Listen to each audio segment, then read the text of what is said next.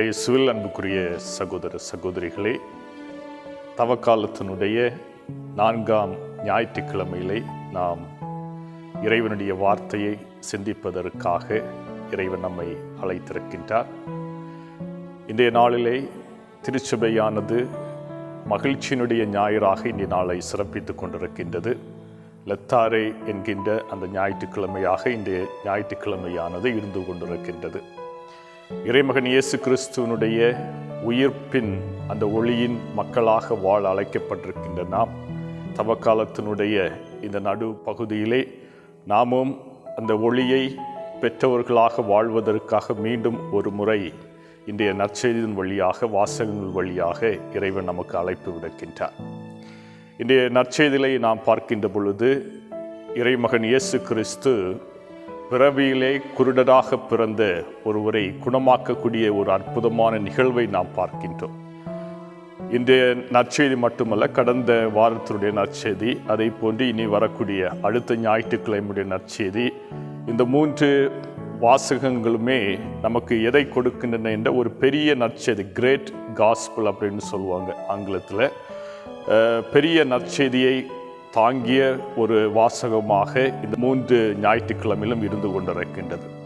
கடந்த ஞாயிற்றுக்கிழமையிலே சமாரிய பெண்ணினுடைய அந்த நற்செய்தியை வாசிக்க கேட்டோம். இந்த ஞாயிற்றுக்கிழமையிலே பிறவிலே குருடராக பிறந்த ஒருவருடைய அந்த வாழ்க்கையை குறித்த அந்த பகுதியை நான் வாசிக்க கேட்கின்றோம். ரொம்ப நீளமான ஒரு பகுதியாக இந்த வரக்கூடிய கடந்த ஞாயிற்றுக்கிழமை, இன்றைய ஞாயிற்றுக்கிழமை, வரக்கூடிய ஞாயிற்றுக்கிழமையினுடைய அந்த வாசகங்களானது நமக்கு பதிவு செய்யப்பட்டிருக்கின்றன. ஆகவே இன்றைய நாளிலே நாம் அந்த மகிழ்ச்சியின் ஞாயிற்றுக்கிழமையிலே சிறப்பிக்கக்கூடிய நாம் பிறவியிலே குருடராக பிறந்து தன்னுடைய வாழ்க்கையிலே எல்லாவற்றையும் இழந்து மகிழ்ச்சி என்பதை தன்னுடைய வாழ்க்கையிலே முழுமையாக அனுபவிக்காத ஒரு மனிதனுடைய வாழ்க்கையை இறைமகன் இயேசு கிறிஸ்து இன்றைய நாளிலே நமக்கு பிரதிபலிக்கின்றார். அது நிறை மகிழ்ச்சி இந்த உலகம் கொடுக்கக்கூடிய ஒரு மகிழ்ச்சியாக மட்டுமல்ல, மாறாக அந்த மகிழ்ச்சி எப்படி கிடைக்கும் என்றால் இறை அனுபவம் பெற்று வரக்கூடிய ஒரு மகிழ்ச்சி. அந்த மகிழ்ச்சியானது நம்முடைய வாழ்க்கைக்கு மேலும் மேலும் இறைவனுடைய ஆசீர்வாதத்தை கொடுக்கும். மேலும் மேலும் எவ்வாறு ஆபிரகாம் சாரா குடும்பத்திலே மகிழ்ச்சியின் குடும்பமாக பழைய ஏற்பாட்டிலே அந்த குடும்பமானது கருதப்படுகின்றதோ, எல்லா சூழ்நிலைகளிலும் இறைவனை பற்றி கொண்டு வாழ்ந்த அந்த குடும்பமானது மகிழ்ச்சியின் குடும்பமாக கருதப்படுகின்றது. அதை போன்று இறைவன் கொடுக்கக்கூடிய அந்த மகிழ்ச்சிகளை நாமும் நம்முடைய குடும்பங்களும் தொடர்ந்து அந்த இறை அனுபவம், அந்த ஆன்ம விசுவாசம் நமக்குள்ளே எழுகின்ற பொழுது அந்த மகிழ்ச்சியானது பல மடங்காக, உலகம் தரக்கூடிய மகிழ்ச்சியை விட பல மடங்காக இருக்கும் என்பதை இன்றைய வாசகமானது நமக்கு எடுத்துரைக்கின்றது. பழைய ஏற்பாட்டிலே விவிலியத்திலே பார்த்தோம் என்றால் பார்வையற்றவரை பற்றி பார்க்கின்ற பொழுது விவிலியத்திலே பல இடங்களிலே பார்க்கின்றோம். அந்த பல இடங்களிலே இவ்வாறு குறிப்பிடப்பட்டிருக்கின்றது. பார்வையற்றவர் என்பவர் ஒரு பாவியாக கருதப்பட்டார். பார்வையற்றவர் என்பவர், குருடராக பிறந்தவர் என்பவர் சமுதாயத்திலிருந்து ஒதுக்கப்பட்ட ஒரு நிலை இருந்தது. பார்வையற்றவர் என்பவர் இறைவனுடைய சாபத்தை பெற்றவராகவும் இறைவனுடைய அருளை இழந்த மக்களாகவும் கருதப்பட்ட ஒரு நிலை இருந்தது. ஆனால் இன்று இறைமகன் இயேசு கிறிஸ்து அந்த பிறவியிலே பார்வையற்றிருந்த அவருக்கு பார்வை கொடுப்பதன் வழியாக மீண்டும் அவருக்கு இந்த சமுதாயத்தில் இருந்தக்கூடிய அந்த பழைய நம்பிக்கையை தவிர்த்து விட்டு அவரும் இறைமகன் இயேசு கடவுளுடைய அந்த அரசாட்சியிலே ஒரு பங்கு பெற்ற ஒரு மகனாக வாழ்வதற்காக அழைக்கப்பட்டிருக்கின்றார் என்பதையும், எல்லோரும் இறைவனுடைய அரசாட்சியிலே சமம் என்பதையும், சமத்துவத்தை கொடுக்கக்கூடியதாக இருந்து கொண்டிருக்கின்றது. இன்றைய நற்செய்தியை பார்த்தோம் என்றால் இந்த அருள் அடையாளம், அதாவது இந்த ஆசீர்வாதம் நடக்கிறது 6, 7 இந்த 2 வசனங்களில் மட்டும்தான் அந்த இறைவனுடைய ஆசீர்வாதம் நடக்கின்றது. இன்றைய நற்செய்தியிலே 41 வசனங்கள் இடம் பெற்றுள்ளன. ஆனால் அந்த அற்புதம், அந்த அருள் அடையாளம் நடக்கக்கூடியது 5, 6, 7 இந்த 3 இறை வார்த்தைகளில் மட்டும்தான். மற்ற 39 வசனங்களுமே அவரை சுற்றி நடக்கக்கூடிய ஒரு சூழலை நமக்கு காட்டக்கூடியதாக இருக்கின்றது. அவர் வருகின்றார், இறைமகன் இயேசு கிறிஸ்து பார்வை கொடுக்கின்றார். அவரை தொடர்ந்து பல கேள்விகள் அவரிடத்திலே, அவருடைய பெற்றோரிடத்திலே பரிசேயர்கள் கேட்கின்றார்கள். அவர்கள் பார்வை பெற்றவர்களாக இருக்கின்றார்கள். ஆனால் பார்வை இல்லாதவர்களை போன்று அவர்கள் தங்களுடைய வாழ்க்கையிலே அந்த பார்வை பெற்ற அந்த நபரை நோக்கி பலவிதப்பட்ட கேள்விகளை கேட்கின்றார்கள். இந்த கிட்டத்தட்ட 4 கேள்விகளை அந்த பரிசேயர்கள் கேட்கின்றார்கள். அதில் 4 மனிதர்களை அங்கே நாம் பார்க்கக்கூடிய ஒரு சூழலை பார்க்கின்றோம். ஒன்று, இரக்கம் நிறைந்த இயேசு கிறிஸ்துவை பார்க்கின்றோம். இரண்டாவதாக, மன துணிவுள்ள அந்த பார்வை அற்ற மனிதன் பார்வை பெற்ற பிறகு மன துணிவுள்ள அவரை பார்க்கின்றோம். மூன்றாவதாக, கோழையாக இருக்கக்கூடிய அந்த பெற்றோர்களை பார்க்கின்றோம்.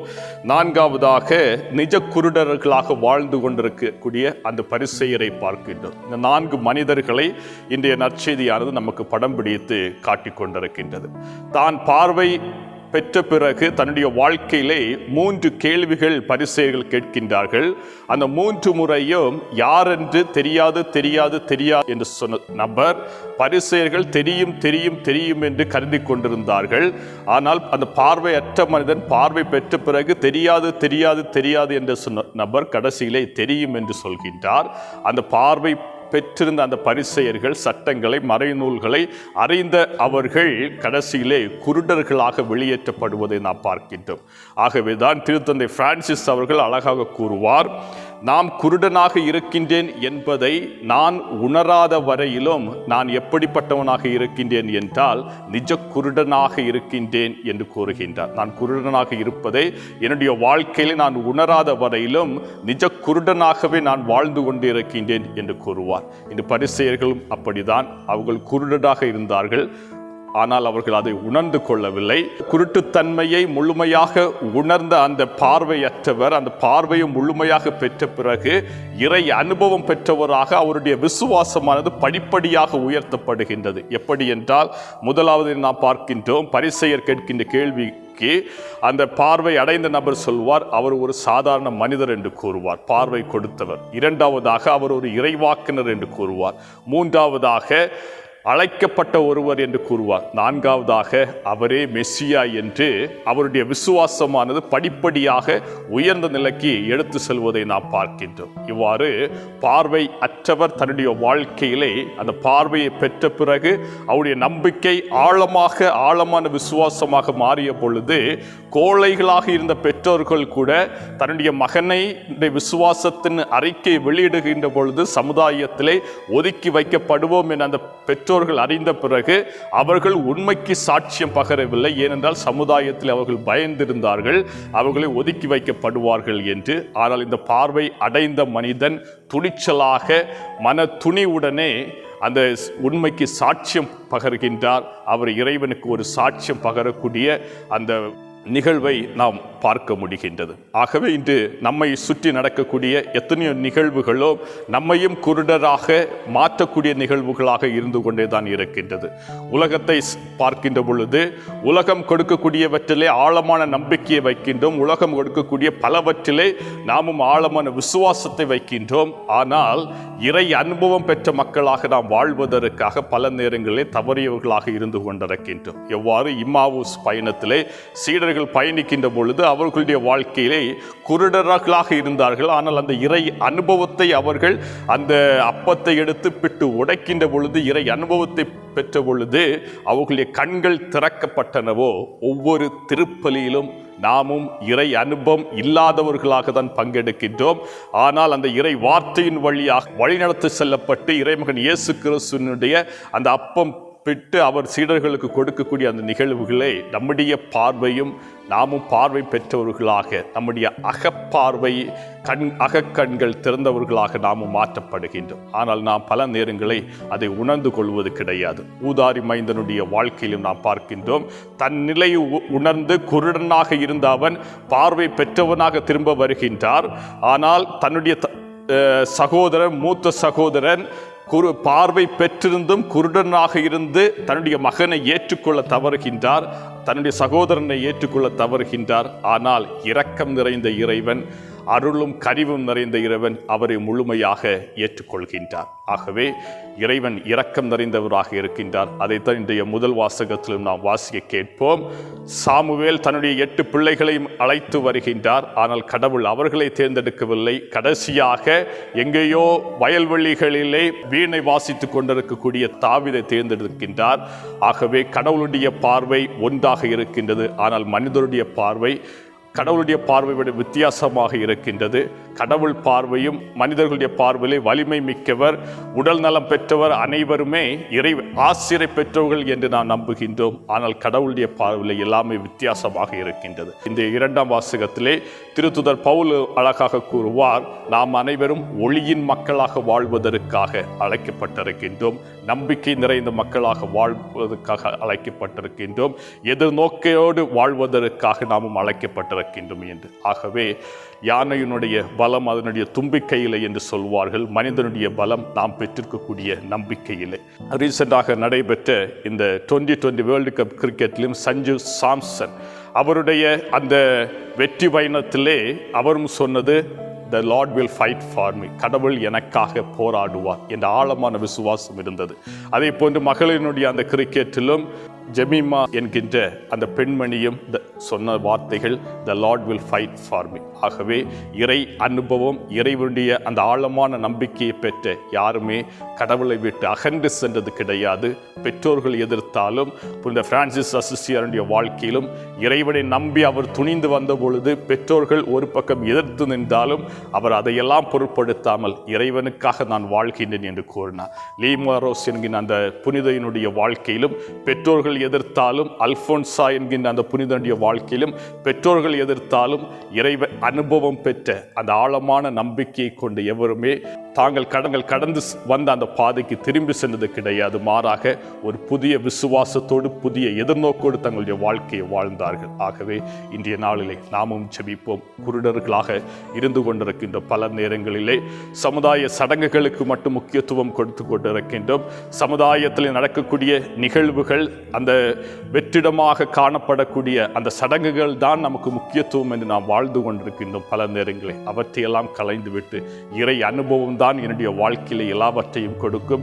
இறை அனுபவம் பெற்ற மனிதர்களாக வாழ்கின்ற பொழுதுதான் நானும் பார்வை பெற்றவனாக இருந்தும் குருடனாக இருக்கின்ற என்னுடைய வாழ்க்கையிலே என்னுடைய கண்கள் திறக்கப்பட்டு பவுலடிகளால் கூறுவது போல நிஜமான ஒளியின் மக்களாக நாம் வாழ்வோம். அத்தகைய ஒரு ஆசீர் இன்றைய நாளிலே அந்த மகிழ்ச்சி நிறைந்த இந்த ஞாயிற்றுக்கிழமையிலே இறைவனுடைய ஆசீரினால் நமக்கு அனைத்து மகிழ்ச்சியும், குடும்பங்களிலே சமாதானமும், குடும்பங்களிலே நிறைய மகிழ்ச்சியும், இறைவனை தாங்க பெற்ற குடும்பங்களாக நம்முடைய குடும்பங்களும் மாற வேண்டும் என்று மன்றாடுவோம். இறைவன் நம் ஒவ்வொருவரையும் தொடர்ந்து இந்த ஆன்மீக பயணத்திலே, முக்கியமாக இந்த தவக்காலத்திலே நிறைவாக ஆசீர்வதித்து நம்மை வழிநடத்துவாராக. அனைவரும் கண்களை மூடி இறைவனிடத்திலே நம்மை ஒப்புக் கொடுத்து மன்றாடுவோம். எங்கள் அன்பு தகப்பனே இறைவா, எங்களுடைய வாழ்க்கையிலே அனைத்தையும் கொடுத்தீர். உமது சாயலாக எங்களையும் படைத்தீர். உம்முடைய உயிர் மூச்சை எங்களுக்கு உயிர் மூச்சாக கொடுத்து எங்களை பார்த்து பராமரித்து வருகின்றீர்.